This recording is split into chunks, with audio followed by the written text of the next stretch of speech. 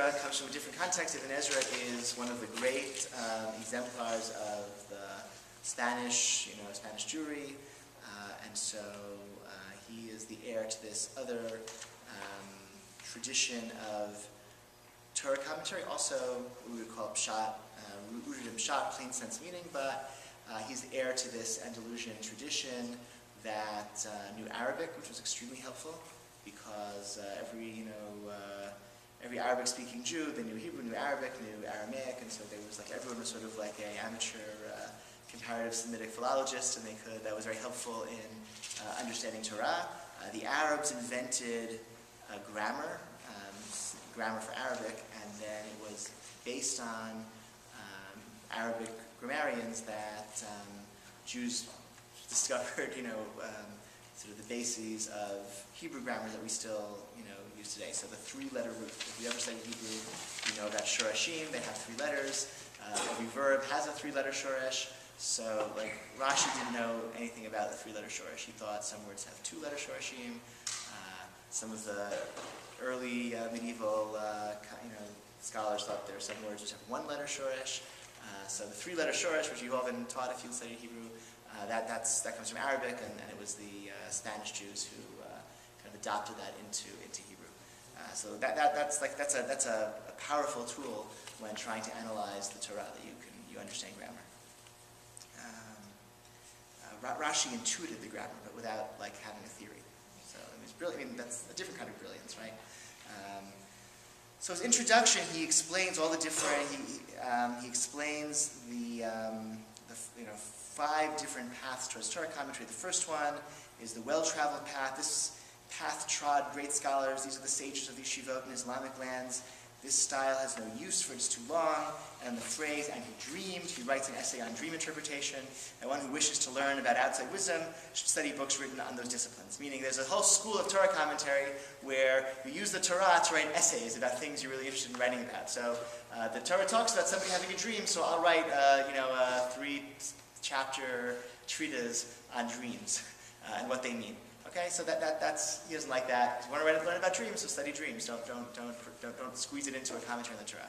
The second way is treacherous, and if they are Jews, those who engage in it, if they think they can identify the actual intent of the biblical verses, and they don't know their own place, for their way of study is identical to the Sadducees, the heretics, and each individual interprets verses as he sees fit, even regarding mitzvot and statutes, and they are empty of knowledge of Hebrew, and so they make grammatical errors.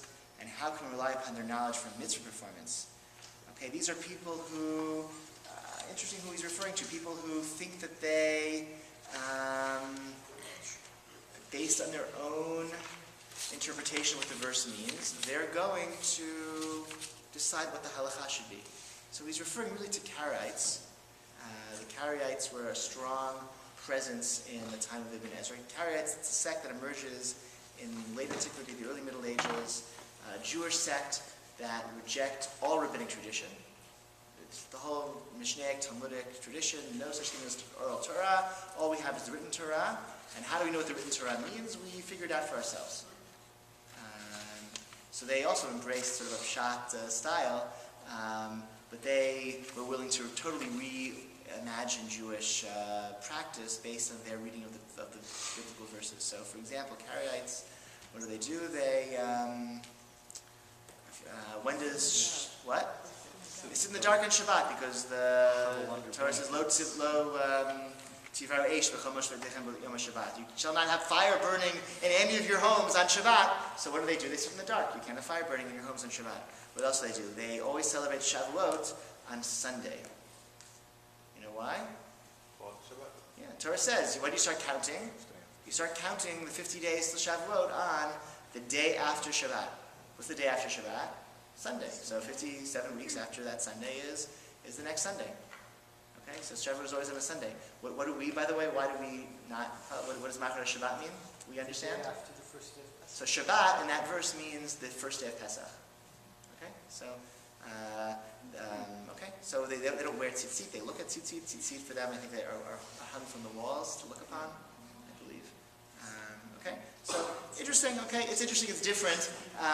He totally rejects this because, again, everyone's going to invent a new, everyone's going to open the Torah, they're going to come up with a new interpretation, it'll always be different, and they don't even know anything. Okay, so he really... They don't even know grammar. What? They don't even know grammar. Yeah, so I'll ask you, how is this different from Rashbam, what he was doing? Rashbam also was going to reimagine these legal sections of the Torah, right? Yeah, Netanel. Because they ignored the Lashon Beit, perhaps? So the real difference, Rashbam, I think Rashbam would say it's fine. If you're studying Torah, there's total freedom, total freedom of opinion, say what you want, interpret however you want, as long as your practical observance of halakha is governed by rabbinic tradition. And that's a very big difference between the Rashbam and his agenda and what the Karaite said. It's a very crucial difference. So I would say, in my words, that the legal meaning of Torah verses were determined once and forever by Chazal, by the Talmudic rabbis. They interpreted, they discovered, they decided. Right, the Torah says, "Lo tziveh shel gedi b'chelev emo," shall not boil a kid in its mother's milk. The Torah says that 3 times.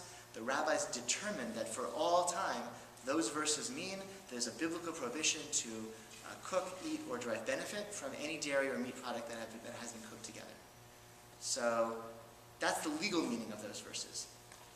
Once we are willing to accept that and abide by that, and we're just studying Torah, so it can mean whatever we want. Then we have total freedom of opinion. That's Rashbam. Ibn Ezra doesn't say that. Ibn Ezra, as we'll see, believes that for the legal portions of the Torah, the rabbi's interpretation has to be dominant. It's too destabilizing to have 2 totally different ways to understand the Torah.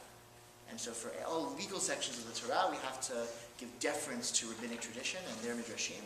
It's just the other areas of the Torah where we have free reign to interpret based on our own linguistic knowledge, etc. Nicole, you had a question? Or? Sure? Yeah, sure. Okay.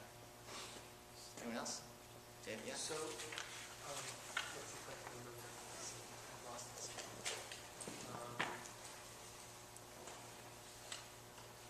I lost it. So.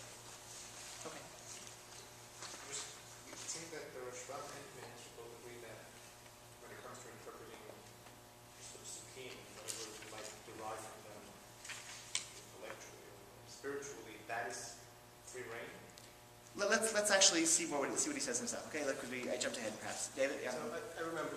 Okay. So the way you're describing it is that Ibn Ezra thinks that the Torah Shabbat was at some point understood by the rabbis by a certain reading from the Torah.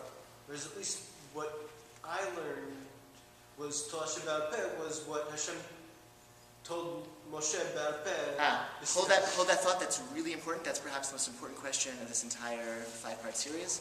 So I'm going to ask you to hold it until a more convenient time for me to address it. Okay? Great. Let's. Thank you so much for commenting me that way. Yes, 2 more. Fourth. The third way. We're on page 4. Third way is darkness and obscurity. This is outside the circle. Those who adopt this path imagine from their own hearts that everything in the Torah is a secret or an allegory. He maybe is talking about Christian interpretations, perhaps, or some sort of Gnostic interpretations of the Torah, where nothing means what you think it means, and I don't know. Particularly, the Gnostics thought that read Genesis where the God being a villain, right? God is the villain of Genesis according to the Gnostic reading of the Torah. Right? God creates the world as cruelty. Yes.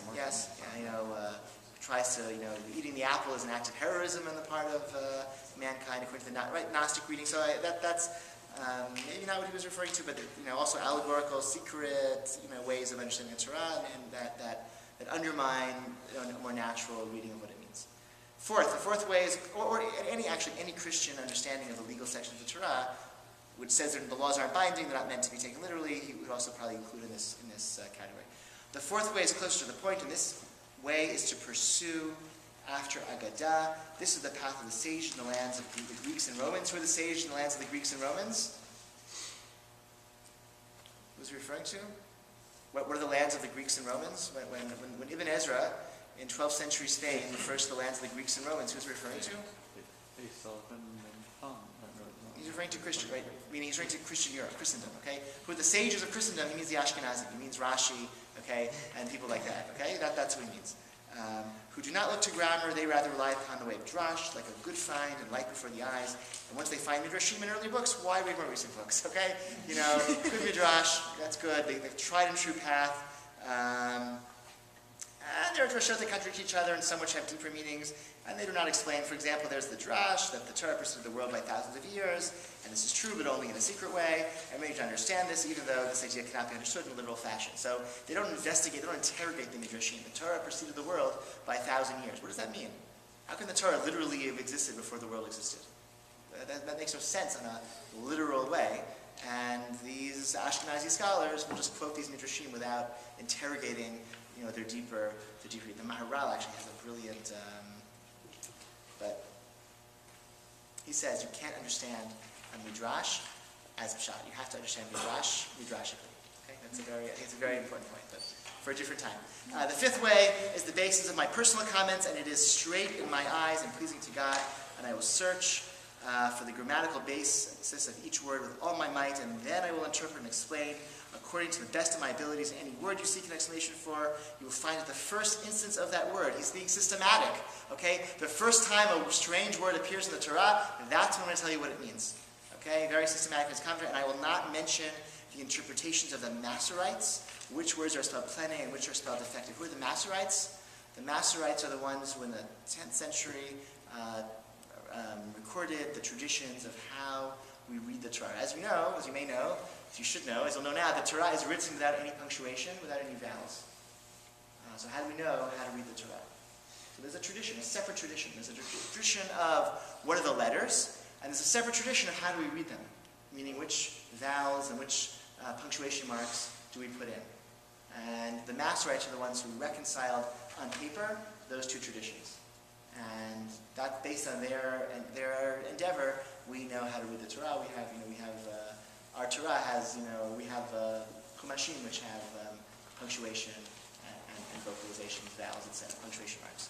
So, Who are the Masoretes? What? Who are the Masoretes? There were scholars in Tiberias in the 10th century. Look up Masorete in the EJ. You'll get a nice, I will not, and plene, defective, he doesn't, that, meaning sometimes, words in Hebrew can be spelled with a vav, without a vav, with a yud, without a yud, and some people assign meaning to these spellings, and he's telling that's not significant ever, how you spell the words, so he rejects, Torah codes, because spelling doesn't matter, which is true. Only regarding instructions and ordinances and statutes, if there are two interpretations of the verses and the explanation of one of them is as the transmitters of our faith have understood, for they were all fully righteous. I will lean on their truth without any doubt and with a firm hand. And heaven forfend against joining with the Sadducees who claim the transmitters of faith have distorted the meaning of verses and their grammar. Rather, those who came before us were true, and all of their words were truth, and the Lord God of truth will lead his servant in a truthful path. So he's saying, grammar. I'll ignore some of these wild interpretations that aren't based on grammar, but if it's halachic, if it's an area of halacha, I'm going to follow the rabbis, because they were godly people, and they do not deceive, and if you undermine their interpretation, that's leading you down to Sadducee territory. Source 10 and source 11 are great examples of this, but we don't have time for them right now. Right, you can read them on your own. These are like beautiful Ibn Ezras.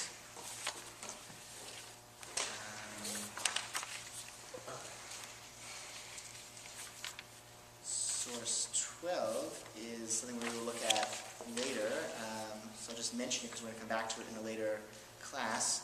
The Torah describes the Paschal sacrifice in Exodus and describes the Paschal sacrifice in Deuteronomy, and there are many, many details that are different, legal details that are different. For example, in Exodus we're supposed to take the blood of the Paschal sacrifice and put it on our door. And in Deuteronomy we're not told to do that. And the rabbis understood that difference as being the Paschal sacrifice described in Exodus, that's Pesach Mitzrayim. That, yes? Oh. What? No, you're just like... No. Fine. Okay. Sorry. The Paschal sacrifice described in Exodus, that was what was done in Egypt just that one time. whereas the Paschal sacrifice, as described in Deuteronomy, is what was done in subsequent years. This is basically how Jews understood those contradictions up until the 20th century. So we'll get there later. But Ibn Ezra here is sort of working with that paradigm, and he's saying they only had to put the blood up once in Egypt. And when it says, and your children will ask you why are you doing this, which suggests that you will do this every year, he's saying, no, that doesn't refer to the blood on the lintel, on the doorpost. That refers to eating this sacrificial goat, which normally we don't sit down and eat an entire goat at other holidays. It's like a uniquely Passover thing to do.